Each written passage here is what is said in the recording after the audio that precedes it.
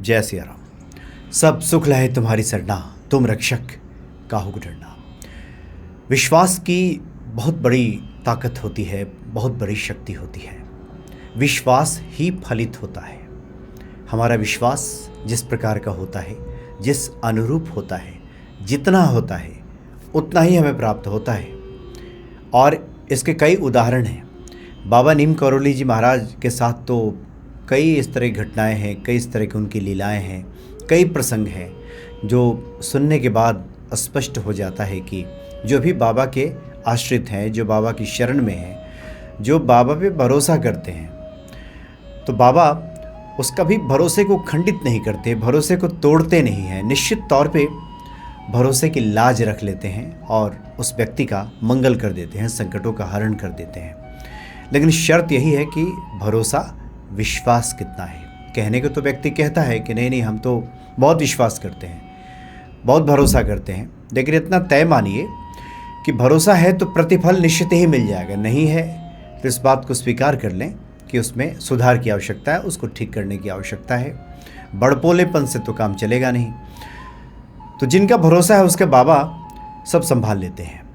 बात 1983 की है, क्योंकि बाबा जब इस धरा पे सशरीर मौजूद थे तब से लेकर बाद में भी कैंची के आश्रम में वहाँ की जो व्यवस्था होती है, अन्न भंडार सब चलते रहता है, वहाँ पे सब चलते रहता है, भंडारा वगैरह, काफ़ी बड़ी संख्या में भक्त जुटते हैं। अब तो खैर वहाँ पे सब कुछ अच्छा हो गया है, काफ़ी धनाढ़ भक्त भी पहुँचते हैं, तो सब बढ़िया रहता। लेकिन 1983 में एक बार ऐसा हुआ था कि वहाँ भक्तों के सामने जो लोग वहाँ के सेवादार हैं या जो आस-पास के लोग हैं, जो पहाड़ी क्षेत्र के लोग हैं, जो भंडारे में आते थे, वहाँ ऐसा हुआ था कि एक बार वहाँ आटे की कमी हो गई, आटा नहीं था। क्योंकि वहाँ पे कोई ऐसे तो खेती की व्यवस्था है नहीं कि वहाँ के जो सेवादार हैं वो खेती करें, सब कुछ तो भक्तों पे ही निर्भर था। भक्त जो कुछ भी वहाँ भेंट करते हैं उसी से वहाँ का सब संचालन होता था। तो बाबा जी की लीला, एक बार वहाँ पे कमी पड़ गई, वहाँ पे आटा नहीं था, गेहूँ नहीं था, तो बहुत मुश्किल स्थिति आने लगी। अब लोग क्या करें, किससे मांगे। वहाँ के आसपास के क्षेत्र के जो लोग थे, ऐसी उनकी स्थिति नहीं थी कि वो कुछ दे दें। हालांकि अपने सामर्थ्य से सब लोग वहाँ देते थे, लेकिन उनकी हालत भी इतनी अच्छी नहीं थी, सबकी हालत तो दयनीय ही थी उस वक्त। वहाँ पे 1983 में लोग बड़े परेशान हुए, लेकिन बाबा पे भरोसा था। बाबा से सभी कहते थे कि बाबा आप तो अष्ट सिद्धि नौ निधि के दाता, हनुमान जी के प्रतिरूप हुए एक प्रकार से, और आपकी शरण में कोई जाए और उसको किसी प्रकार की कमी हो जाए, ऐसा नहीं हो सकता। ये भक्तों का विश्वास, ये भक्तों का भरोसा था। तो बाबा ने एक लीला रची। दरअसल बाबा के एक भक्त हुए जो बरेली के रहने वाले कैलाश चंद्र सक्सेना जी। कैलाश चंद्र सक्सेना जी का एक फार्म हाउस था, उधम सिंह नगर ज़िला है वहाँ पे उत्तराखंड में। उधम सिंह नगर ज़िला में एक जगह है किच्छा में, वहाँ पे एक फार्म हाउस था कैलाश चंद्र सक्सेना जी की। बाबा ने उनको रात्रि में स्वप्न दिया। ये जो डेट है वो तारीख है 30 अप्रैल 1983 की रात्रि को बाबा ने स्वप्न दिया कैलाश चंद्र सक्सेना को और कहा कि तुम बोरी भर करके गेहूं की पहुंचाओ वहाँ पे कैंची में। और उन दिनों वहाँ पे बारिश हो रही थी उत्तराखंड में, काफ़ी तेज़ बारिश का मौसम अभी शुरू नहीं हुआ था, लेकिन बारिश काफ़ी हो रही थी वहाँ पे। रास्ता भी बहुत सारा जहाँ तहाँ अवरुद्ध हो चला था। तो सपने में ही कैलाश चंद्र सक्सेना ने कहा कि बाबा बारिश काफ़ी हो रही है। असमर्थता उन्होंने जताई, बाबा कैसे वहाँ गेहूँ पहुँचेगा, ये तो बड़ी मुश्किल हो जाएगी, और हम अगर चाहें भी तो फिर गाड़ी की व्यवस्था कैसे होगी, रास्ता तो काफ़ी दुर्गम है, वहाँ पे कोई गाड़ी जाती नहीं है कि गेहूँ भिजवाया जा सके। उन्होंने सपने में असमर्थता व्यक्त की और बाबा ने सपने में उन्हें डांट दिया और कहा कि ठीक है, तुम्हें अगर दिक्कत है, परेशानी है तो हम ही इसकी व्यवस्था करते हैं। तो बाबा की डांट सुनकर के सक्सेना जी की नींद खुल गई, अचकचा करके बैठे। बाबा के संदेश को उन्होंने सर माथे पे लिया और कहा कि बाबा जी की इच्छा है कि गेहूँ पहुँचाया जाए कैंची के आश्रम में, वहाँ लोगों की आवश्यकता है गेहूँ की।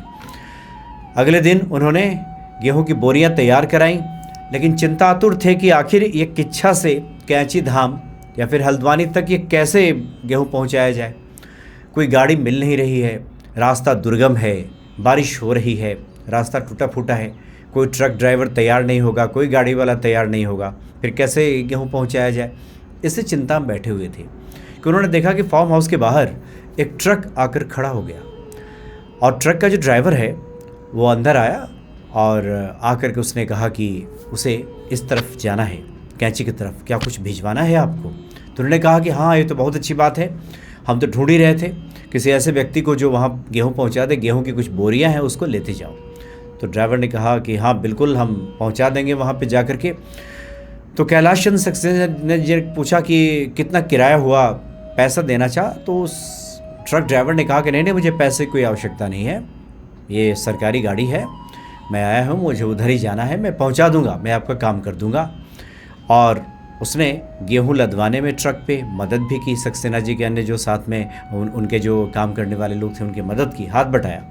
और इस प्रकार से वो ट्रक वहाँ से चला और पहुँच गया कैंची धाम, और वहाँ पे गेहूं की बोरियां उतार दी गई। बाद में कैलाश चंद्र सक्सेना जी ने कहा कि आखिर ये ट्रक ड्राइवर जो ट्रक लेकर के आ गया था, ये कौन था? ये ट्रक की व्यवस्था किसने कर दी?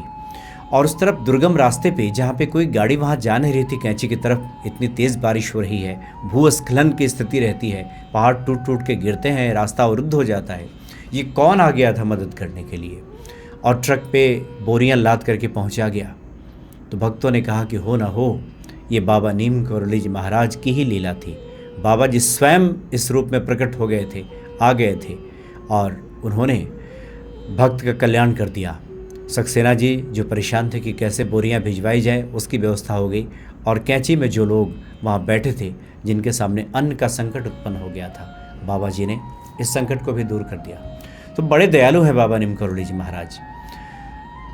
जिनका भरोसा नहीं है, जो इस तरह की बातों को सुनते हैं, उन्हें लगता है कि ये कैसे संभव है, लेकिन जो लोग भी बाबा के भक्त हैं और इस रहस्य से परिचित हैं कि बाबा के लिए कुछ भी असंभव नहीं है, वो इसको सहर्ष ही स्वीकार कर लेते हैं, मान लेते हैं। और जिसका जितना भरोसा, जितना विश्वास होता है, उसको उतना ही मिलता है। जिसको अगर भरोसा है कि बाबा जी निश्चित ही सब संभाल लेंगे, तो वो संभाल लेते हैं, आज भी संभाल लेते हैं भक्तों का। इसलिए बड़े ही दयालु हैं बाबा नीम करोली जी महाराज। उनके अलौकिक प्रसंग इस प्रकार के हैं कि उसको सुनने के बाद, पढ़ने के बाद उनके प्रति ये आस्था, ये भक्ति स्वतः ही बढ़ जाती है। जो हनुमान जी के भक्त हैं, वो बाबा जी के भक्त स्वयं बन जाते हैं। बाबा अपनी तरफ ऐसे लोगों को आकर्षित करने लगते हैं और एक दिन अपने बारे में बता देते हैं। बाबा के मुख पे ये रहता भी था हमेशा कि सोई जान ही जो दे जनाई, जानत तुम्हें तुम्हें हो जाई। जिसको बाबा बताना चाहते हैं अपने बारे में, वही उनकी महिमा से परिचित भी होता है। और जिसको नहीं बताना चाहते, वो पास रहकर भी बाबा की सब बातें सुनने के बाद भी उसे सब ये सब लगती हैं, कपोल कल्पना लगती है। ये सब लगता है कि ऐसा भी कहीं होता है क्या? हाँ, लेकिन इतना विश्वास रखें, ऐसा ही होता है। जो बाबा के भक्त हैं उनके साथ ऐसा ही होता है। जय सिया राम।